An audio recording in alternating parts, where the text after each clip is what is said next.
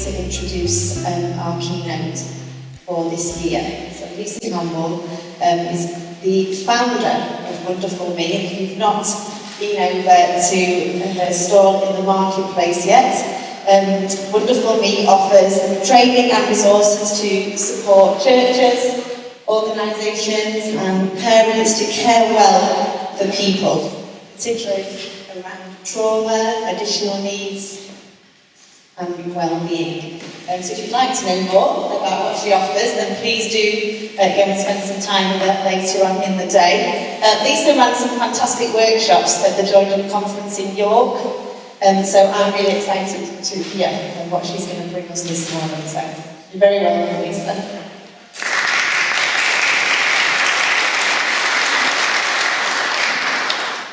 I just realised that picture I must have sent was like pre-going natural, I think. So I'm all ready today, but we're going to roll with it and accept it. It's great to be here. Thanks so much for having me. I'm going to start with a question.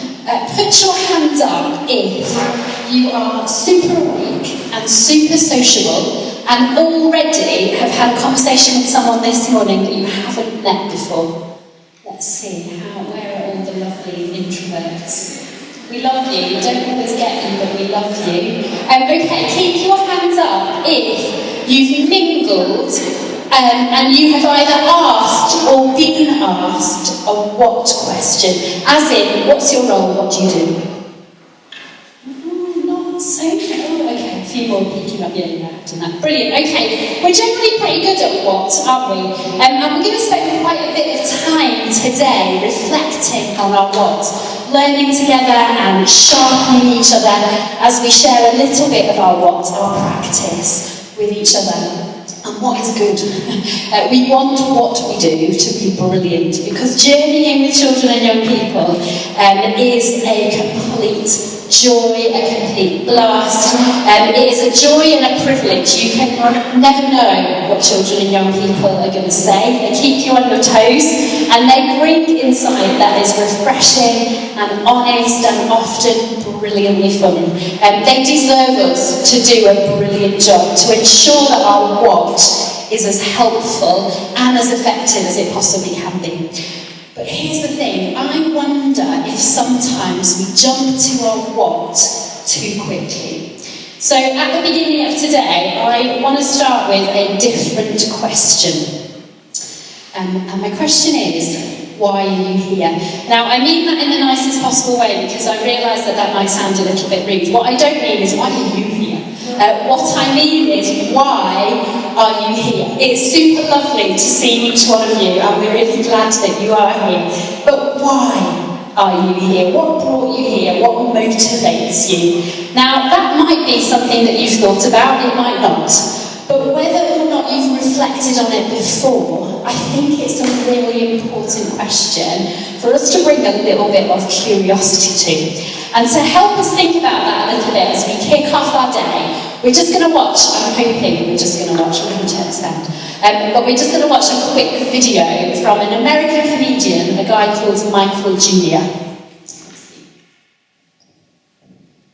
I've seen that video so many times, it's been out for quite a while, but every time it still gets me, like it's such a massive, massive difference. And it's such a powerful reminder, when you know your why, your what becomes more impactful because you're walking in or towards your purpose. Our why shapes our what. When I was younger, my grandparents lived in Livingston Thames, so I spent most of my family holidays staying with them and visiting Blackpool. So Blackpool has a bit of a special place in my heart. It's not so great now, but it's still amazing. And I came across a really interesting Blackpool story recently. So in 1887, a former miner and sweetmaker from Burnley called Ben Bullock invented the first stick of lettered rock. So initially, the rock had the words, "Woe Emma," which apparently was like a music hall song of the time.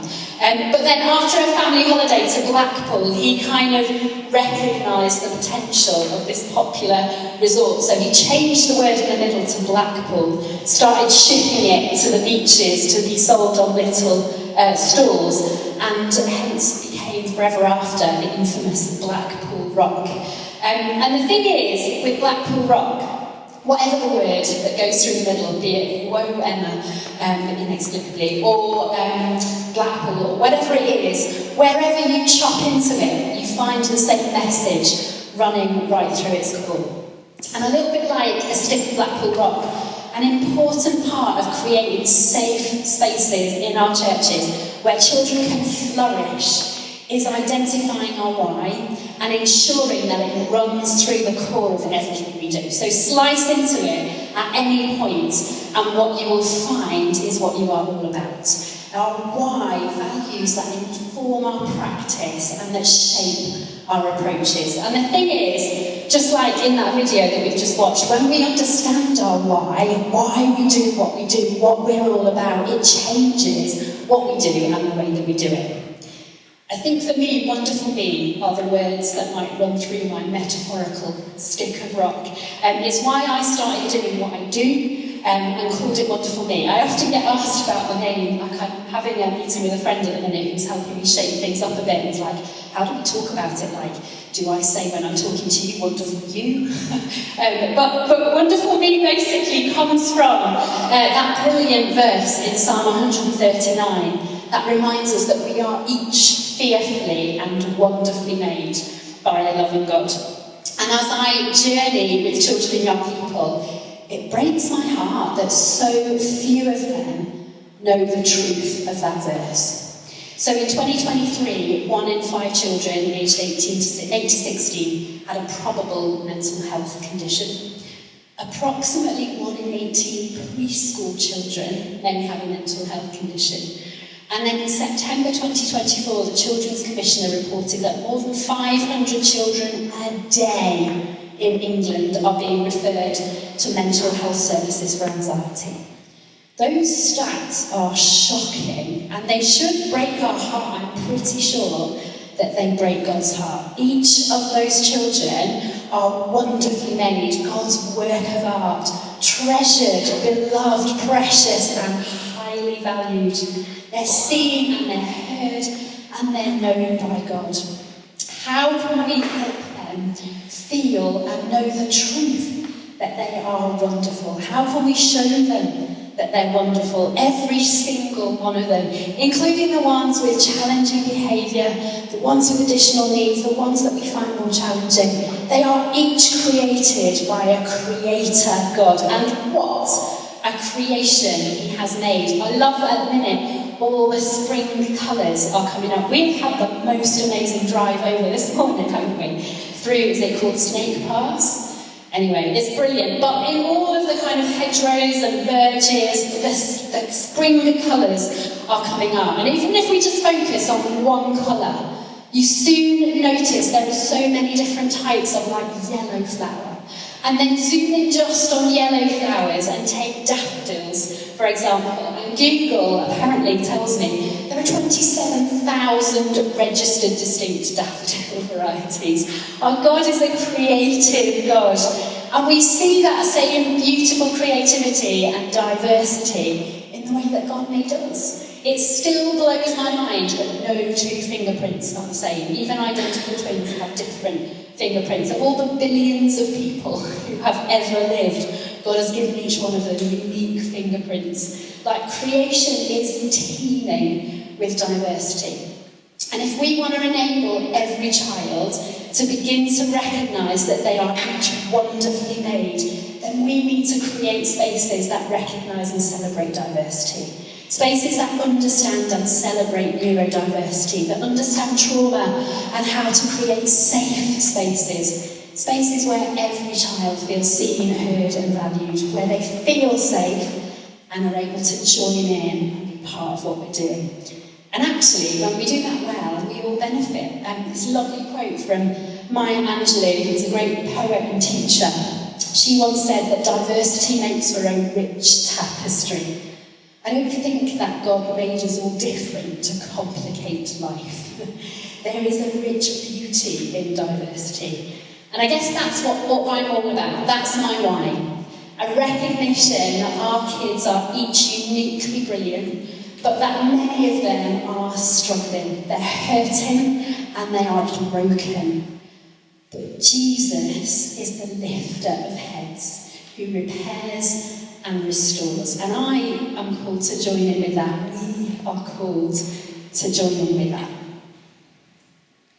Psalm 3 verse 3 is one of my absolute favourite verses in the whole of the Bible. It's the verse that I hold on to myself. It's the verse that I pray over our daughters. It's the verse that has shaped my life. And it says that you, Lord, are a shield around me, my glory, the one who lifts my head high. How can we be lifters of heads as we journey with the children and young people in our care? And as we do that, we remember that God is lifting us, that He's a shield around us, our glory, the one who lifts our head high. So as we step in today, I just want to leave that question with you. Why are you here? What's your why? There's a great theologian called Frederick Buechner, and he once said, your vocation in life is where your greatest joy meets the world's greatest need. It's that intersection between what you love, what you're passionate about, what stirs your heart, and the needs that you see around you. What are the needs that you see in your community?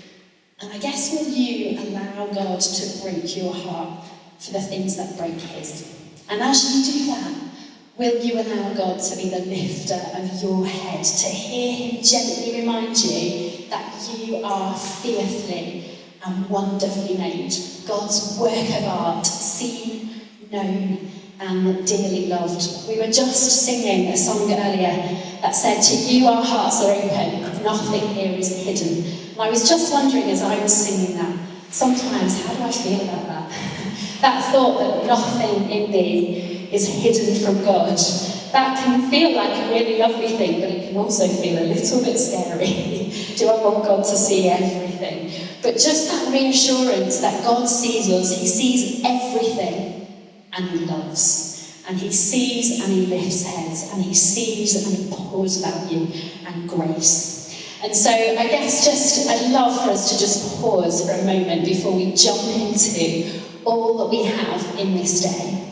And just take a moment to maybe allow God to begin to stir our hearts, to bring to mind and remind us of our why. Why are we here? What has brought us to this space, to this room today? What brought us to be doing all that we're doing with the children and young people that we journey with? And to allow Him to remind us that He walks with us in that. So we're going to do something that I call a breathing prayer. And so we're going to go back to, if we can we flick back to that Psalm 3 verse 3? Sorry, flicking back through slides. And I'm going to read it. And as I read the bit up to glory, we're just going to take a slow breath in. And as I read the second part, we'll breathe out. And we're just going to do that 3 times. Just 3 deep breaths. They're an amazing list of deep breathing. I could stand here for 20 minutes and just talk about deep breathing. It's great, try it out. But you add deep breathing and scripture together, and it's like a no-brainer. So, and a game changer. So we're just going to do some 3 deep breaths and 3 breathing prayers with this verse, to just settle our minds and our souls, really, as we step into what God's got for us today. Is that okay? Brilliant. For you, Lord, are a shield around me, my glory, the one who lifts my head high. For you, Lord, are a shield around me, my glory, the one who lifts my head high. For you, Lord, are a shield around me, my glory, the one who lifts my head.